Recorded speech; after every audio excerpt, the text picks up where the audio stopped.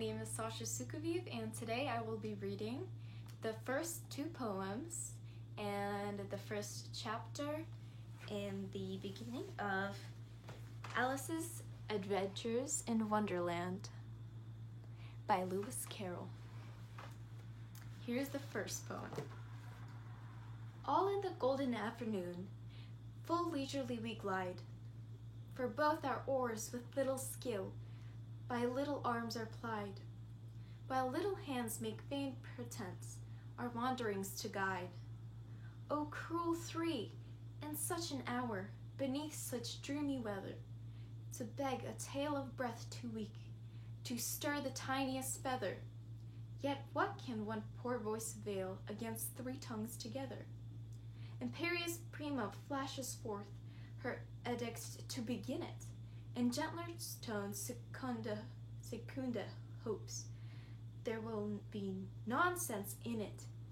Well, Tertia interrupts the tale, not more than once a minute. Anon, to sudden silence one, in fancy they pursue the dream child moving through a land of wonders wild and new, and friendly chat with bird and beast, and half believe it true. And ever as the story drained the wells of fancy dry, and faintly strove that wary one to put the subject by. The rest next time, it is next time, the happy voices cry. Thus grew the tale of Wonderland, thus slowly one by one. Its quaint events were hammered out, and now the tale is done. The home we steer a merry crew, beneath the setting sun. Alice, a childish story take, and with a gentle hand, lay it where childhood's dreams are twinned, and memory's mystic band, like pilgrims withered weather of flowers, plucked in a far-off land. The next poem is Christmas Greetings, from a Fairy to a Child. Lady dear, if fairies may for a moment lay aside cunning tricks and elfish play, 'tis a happy Christmas tide. We have heard the children say, gentle children whom we love, long ago on Christmas Day came a message from above. Still, as Christmas tide comes round, they remember it again. Echoes still the joyful sound, peace on earth, goodwill to men. Yet the hearts must childlike be, where such heavenly guests abide, unto children in their glee all the year's Christmastide. Thus forgetting tricks and play for a moment, lady dear, we would wish you, if we may, Merry Christmas, Glad New Year. This was written on Christmas, 1867. Okay, this is chapter 1, Down the Rabbit Hole, of Alice in the Wonderland. Some pictures. Down the rabbit hole. Alice was beginning to get very tired of sitting by her sister on the bank and of having nothing to do. Once or twice she had peeped into the book her sister was reading, but it had no pictures or conversations in it. And what is the use of a book, thought Alice, without pictures or conversations? So she was considering in her own mind, as well as she could, for the hot day made her feel very sleepy and stupid, whether the pleasure of making a daisy chain would be worth the trouble of getting up and picking the daisies, when suddenly a white rabbit with pink eyes ran close to her. There was nothing so very remarkable in that, nor did Alice think it so very much out of the way to hear the rabbit say to itself, oh dear, I shall be too late." When she thought it over afterwards, it occurred to her that she ought to have wondered at this, but at the time it all seemed quite natural. But when the rabbit actually took a watch out of its waistcoat pocket and looked at it and then hurried on, Alice started to her feet, for it flashed across her mind that she had never before seen a rabbit with either a waistcoat pocket or watch to take out of it, and burning with curiosity, she ran across the field after it, and was just in time to see it pop down a large rabbit hole under the hedge. In another moment down went Alice after it, never once considering how in the world she was to get out again. The rabbit hole went straight on like a tunnel for some way, and then dipped suddenly down, so suddenly that Alice had not a moment to think about stopping herself before she found herself falling down what seemed to be a very deep well. Either the well was very deep, or she fell very slowly, for she had plenty of time as she went down to look about her and to wonder what was going to happen next. First, she tried to look down and make out what she was coming to, but it was too dark to see anything. And then she looked at the sides of the well, noticed that they were filled with cupboards and bookshelves. Here and there she saw maps and pictures hung upon pegs. She took down a jar from one of the shelves as she passed. It was labeled orange marmalade, but to her great disappointment, it was empty. She did not like to drop the jar for fear of killing somebody underneath, so managed to put it into one of the cupboards as she fell past it. Well, thought Alice to herself, after such a fall as this, I shall think nothing of tumbling downstairs. How brave they'll all think me at home. Why, I wouldn't say anything about it, even if I fell off the top of the house, which was very likely true. Down, down, down. Would the fall never come to an end? I wonder how many miles have fallen by this time, she said out loud. I must be getting somewhere near the center of the earth. Let me see. That would be 4,000 miles down, I think. For you see, Alice had learnt several things of this sort in her lessons in the schoolroom, and though this was not a very good opportunity for showing off her knowledge, as there was no one to listen to her, but still was good practice to say it over. Yes, that's about the right distance. But then I wonder what latitude or longitude I've got to.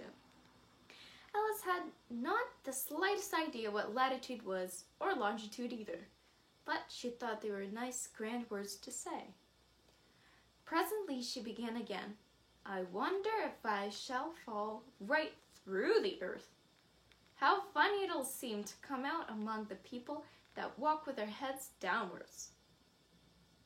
The antipathies, I think. She was rather glad there was no one listening this time, as it didn't sound at all the right word. But I shall have to ask them what the name of the country is, you know. Please, ma'am, is this New Zealand or Australia? And she tried to curtsy as she spoke. Fancy curtsying as you're falling through the air. Do you think you could manage it? And what an ignorant little girl she'll think me for asking. No, it'll never do to ask. Perhaps I shall see it written up somewhere. Down, down, down. There was nothing else to do, so Alice soon began talking again. Dina missed me very much tonight, I should think. Dina was the cat. I hope they'll remember her saucer of milk at tea time. Dina, my dear, I wish you were down here with me. There was no mice in the air, I am afraid, but you might catch a bat. And that's very like a mouse, you know. But do cats eat bats, I wonder? And here Alice began to get rather sleepy, and went on saying to herself in a dreamy sort of way, do cats eat bats? Do cats eat bats? And sometimes, do bats eat cats? For you see, as she couldn't answer either question, it didn't much matter which way she put it. She felt that she was dozing off and had just begun to dream that she was walking hand in hand with Dina, and was saying to her very earnestly, Now, Dina, tell me the truth. Did you ever eat a bat? When suddenly, thump, thump, thump, down she came upon a heap of sticks and dry leaves, and the fall was over. Here, this picture. This is Alice. Alice was not a bit hurt, and she jumped up onto her feet in a moment when she looked up, but it was a tall, dark overhead. Before her was another long passage, and the White Rabbit was still in sight, hurrying down it. There was not a moment to be lost. Away went Alice like the wind, and was just in time to hear it say as it turned a corner, "Oh, my ears and whiskers, how late it's getting!" She was close behind it when she turned the corner, but the rabbit was no longer to be seen. She found herself in a long, low hall, which was lit up by a row of lamps hanging from the roof. There were doors all around the hall, but they were all locked, and when Alice had been all the way down one side and up the other, trying every door, she walked sadly down the middle, wondering how she was ever to get out again. Suddenly, she came upon a three-legged table, all made of solid glass. There was nothing on it but a tiny golden key, and Alice's first idea was that it might belong to one of the doors of the hall. But alas, either the locks were too large or the key was too small.